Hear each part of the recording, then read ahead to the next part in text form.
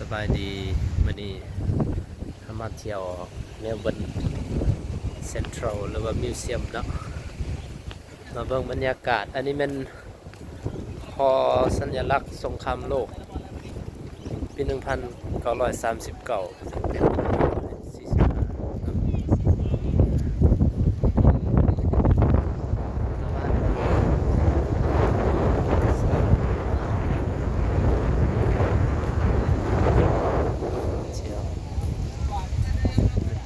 สถานที่ค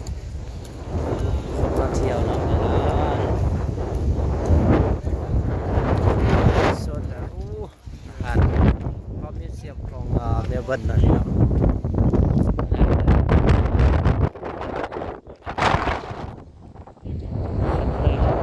มาฮอดนี่ก็แสดงว่าบ่ฮอดเมลเบิร์นเนาะตึกเคยขึ้นตึกตัวหันละตัวมีสีทอง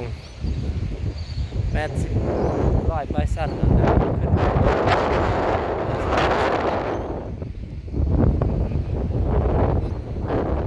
มาลายาโอ้เวียดนามก็มีอีกอ๋อมันอย่างตัวนั้นสันสงครามมาลายามาลายาไม่เลยวะ ก็มาลายาแหละ มาลายาก็มาเลเซียแหละ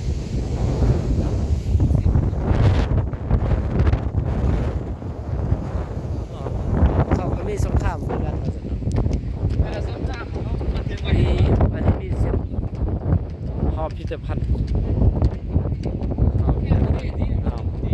เมื่อกี้ยังกับฝนตกอยู่วันนี้นี่แดดออกละ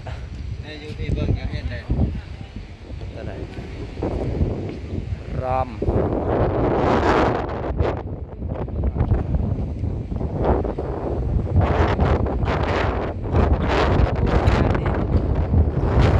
ลมพัดจะปิ้วเลย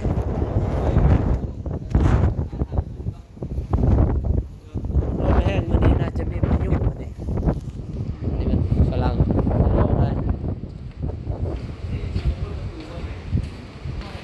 ว่ามันมีบอลเข้าต่างหากนะ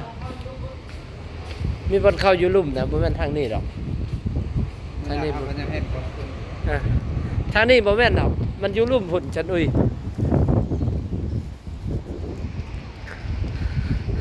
บ่การเจียลูกของเขาเจ้าเนาะ